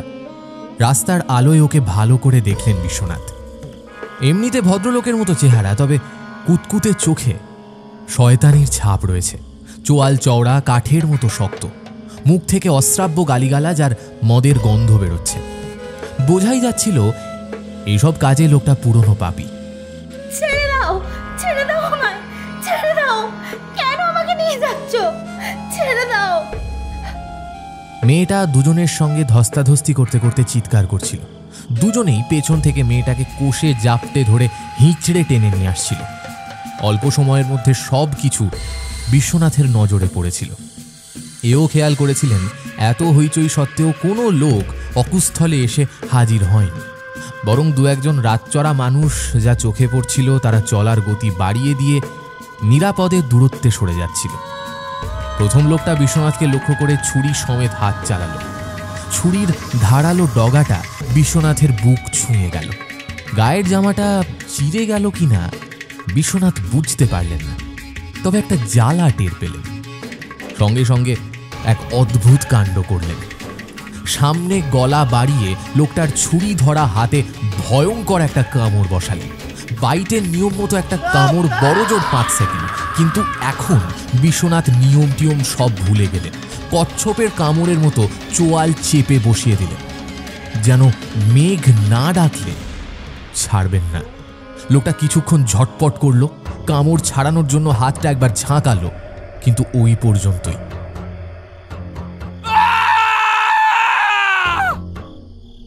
তারপরেই লোকটা ফুটপাতের ওপরে বসে পড়ল। যন্ত্রণায় চেঁচাচ্ছে, কিন্তু কয়েক সেকেন্ডের মধ্যেই সেই চিৎকার জড়িয়ে গিয়ে আলতো হয়ে শেষ পর্যন্ত থেমে গেল। বিশ্বনাথ অদ্ভুত ভাঙা গলায় চেঁচিয়ে উঠলেন, ওকে ওকে ছেড়ে দাও। বাকি দুজনের মধ্যে যার হাতে কাজ কম ছিল সে একটা ছোট টর্চ বের করে বিশ্বনাথকে তাক করে বোতাম টিপল। আসলে লোকটা বোতাম টিপেছিল কৌতূহল আর বিস্ময়ে, কারণ আলো আধারিতে বিশ্বনাথকে দেখে ওর কমজোরি শট বলেই মনে হচ্ছিল।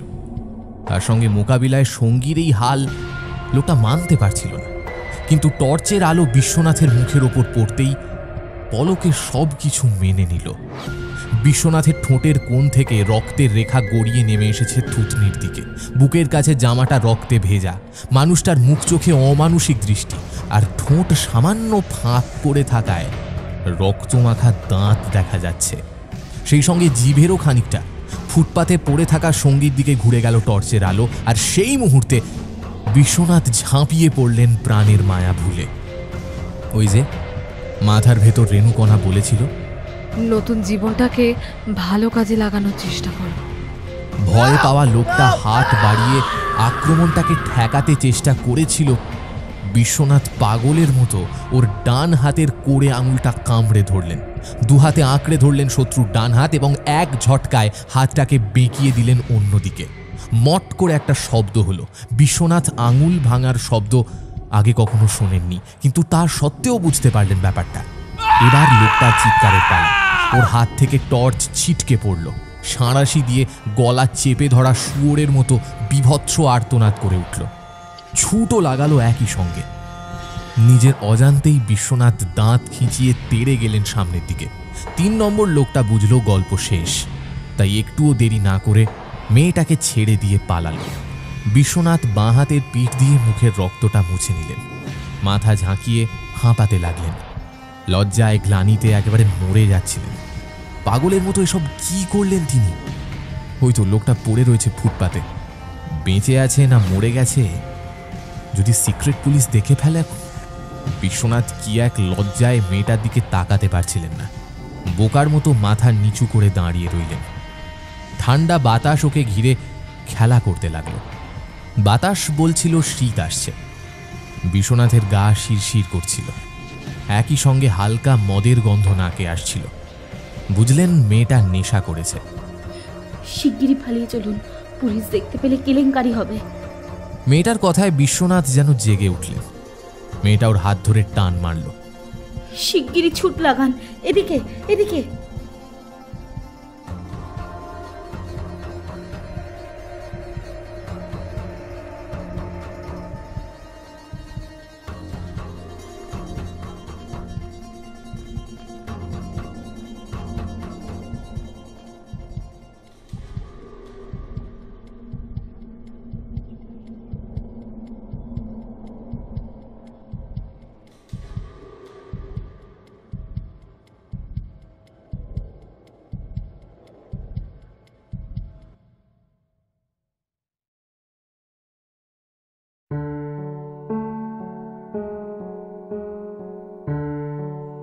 এতক্ষণ আপনারা শুনছিলেন অপরূপ অন্ধকার উপন্যাসের প্রথম পর্ব।